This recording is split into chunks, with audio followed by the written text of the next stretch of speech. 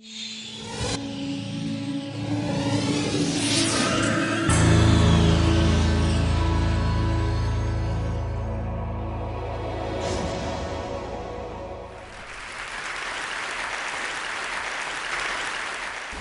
do you explain when things don't go as we assume? Or better, how do you explain when others are able to achieve things that seem to defy all of the assumptions?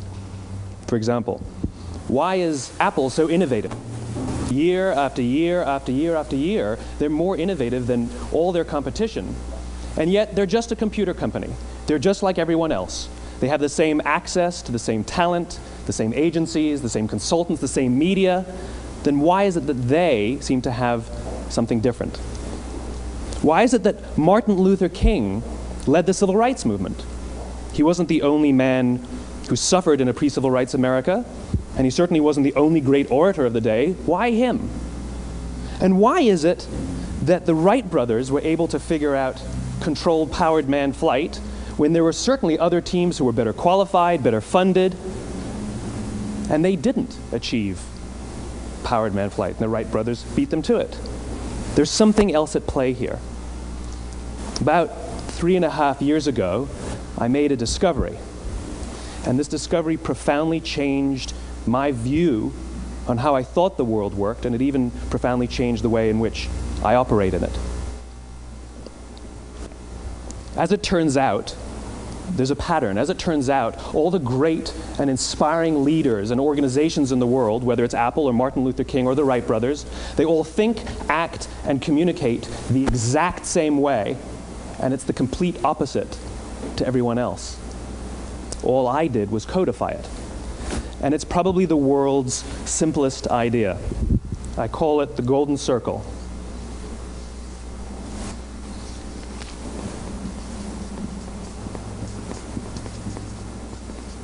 Why, how, what? This little idea explains why some organizations and some leaders are able to inspire where others aren't. Let me define the terms really quickly. Every single person, every single organization on the planet knows what they do, 100%. Some know how they do it, whether you call it your differentiating value proposition or your proprietary process or your USP. But very, very few people or organizations know why they do what they do. And by why, I don't mean to make a profit. That's a result. It's always a result. By why, I mean what's your purpose? What's your cause? What's your belief? Why does your organization exist? Why do you get out of bed in the morning? And why should anyone care? Well, as a result, the way we think, the way we act, the way we communicate is from the outside in. It's obvious. We go from the clearest thing to the fuzziest thing. But the inspired leaders and the inspired organizations, regardless of their size, regardless of their industry, all think, act, and communicate from the inside out. Let me give you an example. I use Apple because they're easy to understand and everybody gets it.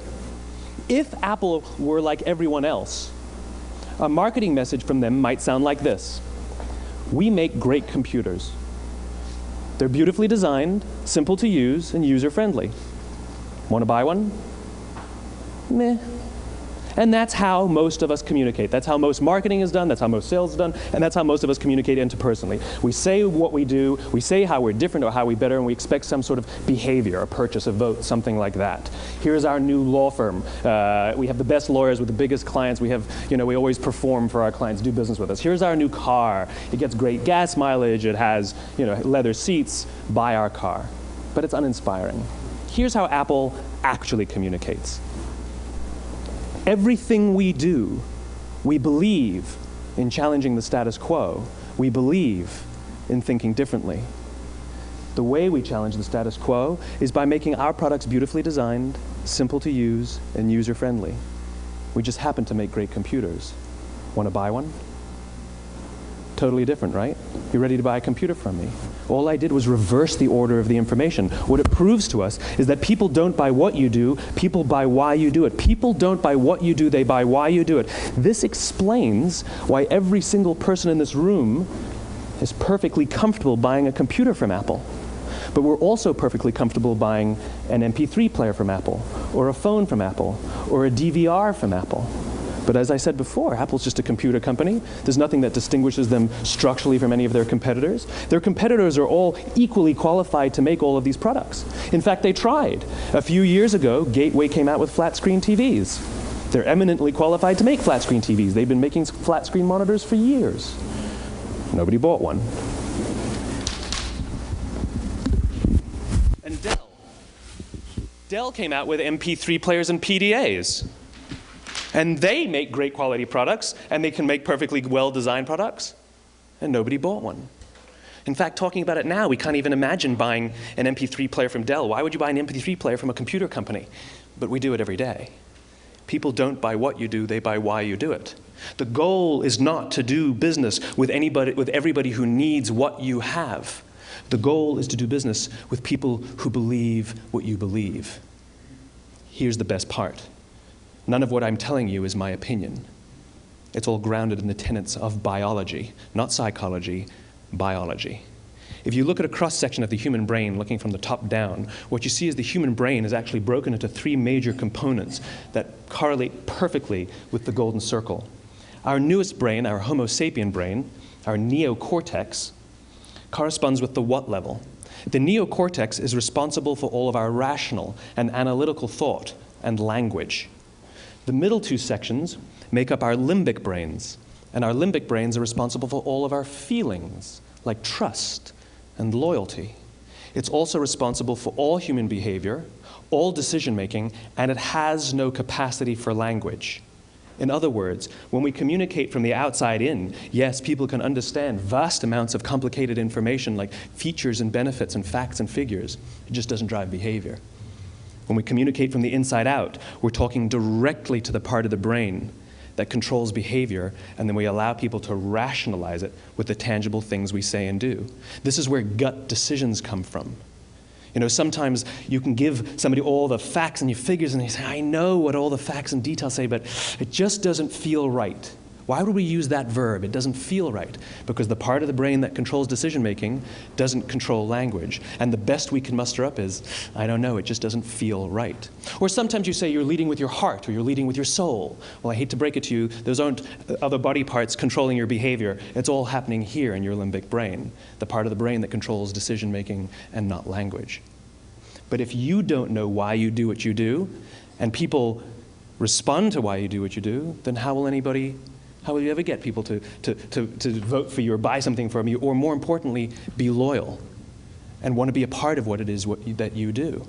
Again, the goal is not just to sell people who need what you have. The goal is to sell to people who believe what you believe.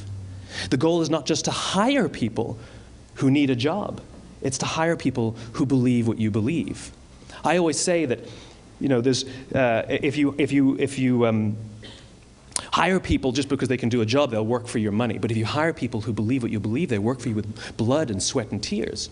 And nowhere else is there a better example of this than with the Wright brothers. Most people don't know about Samuel Pierpont Langley. And back in the early 20th century, the pursuit of powered man flight was like the dot-com of the day. Everybody was trying it. And Samuel Pierpont Langley had what we assume to be the recipe for success. I mean, even now, you ask people, why did your product or why did your company fail? And people always give you the same permutation of the same three things. Undercapitalized, the wrong people, bad market conditions. It's always the same three things. So let's explore that. Samuel Pierpont Langley was given $50,000 by the War Department to figure out this flying machine. Money was no problem. He held a seat at Harvard and worked at the Smithsonian and was extremely well connected. He knew all the big minds of the day. He hired the best minds money could find, and the market conditions were fantastic. The New York Times followed him around everywhere, and everyone was rooting for Langley. And how come we've never heard of Samuel Pierpont Langley? A few hundred miles away in Dayton, Ohio, Orville and Wilbur Wright. They had none of what we consider to be the recipe for success. They had no money. They paid for their dream with the proceeds from their bicycle shop.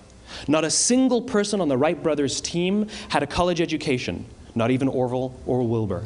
And the New York Times followed them around nowhere.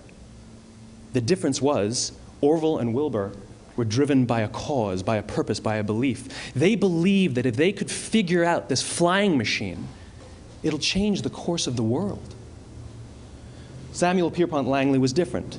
He wanted to be rich, and he wanted to be famous. He was in pursuit of the result. He was in pursuit of the riches.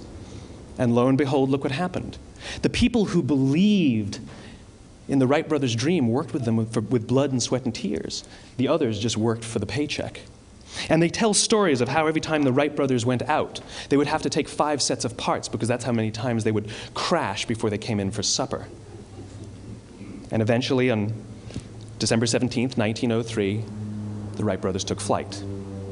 And no one was there to even experience it. We found out about it a few days later. And further proof that Langley was motivated by the wrong thing, the day the Wright brothers took flight, he quit. He could have said, "That's an amazing discovery, guys, and I will improve upon your technology." But he didn't. He wasn't first. He didn't get rich. He didn't get famous. So he quit. People don't buy what you do, they buy why you do it. And if you talk about what you believe, you will attract those who believe what you believe. Well, why is it important to attract those who believe what you believe? Something called the law of diffusion of innovation. And if you don't know the law, you definitely know the terminology. The first 2.5% of our population are our innovators. The next 13.5% of our population are our early adopters. The next 34% are your early majority, your late majority, and your laggards. The only reason these people buy touch-tone phones is because you can't buy rotary phones anymore. We all sit at various places at various times on the scale, but what the law of diffusion of innovation tells us is that if you want mass market success or mass market acceptance of an idea, you cannot have it until you achieve this tipping point between 15 and 18% market penetration, and then the system tips.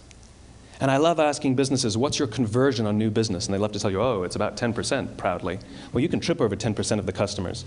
We all have about 10% who just get it. That's how we describe them, right? That's like that gut feeling, oh, they just get it. The problem is, how do you find the ones that just get it before you're doing business with them versus the ones who don't get it? So it's this here, this little gap, that you have to close, as Geoffrey Moore calls it, crossing the chasm. Because you see, the early majority will not try something until someone else has tried it first.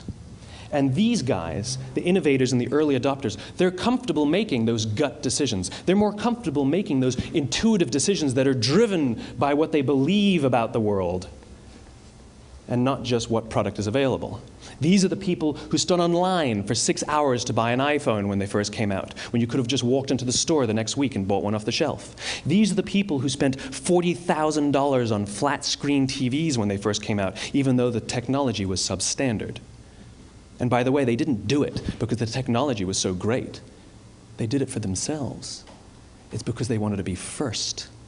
People don't buy what you do, they buy why you do it. And what you do simply proves what you believe. In fact, people will do the things that prove what they believe. The reason that person bought the iPhone in the first 6 hours, or stood in line for 6 hours, was because of what they believed about the world and how they wanted everybody to see them. They were first. People don't buy what you do, they buy why you do it. So let me give you a famous example, a famous failure and a famous success of the law of diffusion of innovation. First, the famous failure. It's a commercial example. As we said before a second ago, the recipe for success is money and the right people and the right marketing conditions, right? You should have success then. Look at TiVo. From the time TiVo came out about 8 or 9 years ago to this current day, they are the single highest quality product on the market. Hands down, there is no dispute. They were extremely well funded. Market conditions were fantastic. I mean, we use TiVo as a verb. I TiVo stuff on my piece of junk Time Warner DVR all the time. But TiVo is a commercial failure. They've never made money. And when they went IPO, their stock was at about $30 or $40 and then plummeted, and it's never traded above 10. In fact, I don't think it's even traded above 6, except for a couple of little spikes. Because you see, when TiVo launched their product, they told us all what they had. They said, we have a product that pauses live TV, skips commercials, rewinds live TV, and memorizes your viewing habits without you even asking. And the cynical majority said, we don't believe you, we don't need it, we don't like it, you're scaring us. What if they had said, if you're the kind of person who likes to have total control over every aspect of your life, boy, do we have a product for you. It pauses live TV, skips commercials, memorizes your viewing habits, etc., etc. People don't buy what you do, they buy why you do it, and what you do simply serves as the proof of what you believe. Now let me give you a successful example of the law of diffusion of innovation. In the summer of 1963, 250,000 people showed up on the Mall in Washington to hear Dr. King speak. They sent out no invitations, and there was no website to check the date. How do you do that? Well, Dr. King wasn't the only man in America who was a great orator. He wasn't the only man in America who suffered in a pre-civil rights America. In fact, some of his ideas were bad. But he had a gift. He didn't go around telling people what needed to change in America. He went around and told people what he believed. I believe, I believe, I believe, he told people. And people who believed what he believed took his cause and they made it their own, and they told people. And some of those people created structures to get the word out to even more people. And lo and behold, 250,000 people showed up on the right day, on the right time to hear him speak. How many of them showed up for him? 0. They showed up for themselves. It's what they believed about America that got them to travel on a bus for 8 hours to stand in the sun in Washington in the middle of August. It's what they believed, and it wasn't about black versus white. 25% of the audience was white.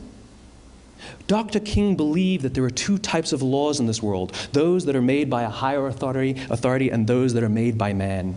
And not until all the laws that are made by man are consistent with the laws that are made by the higher authority will we live in a just world. It just so happens that the civil rights movement was the perfect thing to help him bring his cause to life. We followed him not for him, but for ourselves. And by the way, he gave the I have a dream speech, not the I have a plan speech. Listen to politicians now with their comprehensive 12-point plans. They're not inspiring anybody. Because there are leaders and there are those who lead. Leaders hold a position of power or authority, but those who lead inspire us. Whether they're individuals or organizations, we follow those who lead not because we have to, but because we want to. We follow those who lead not for them, but for ourselves.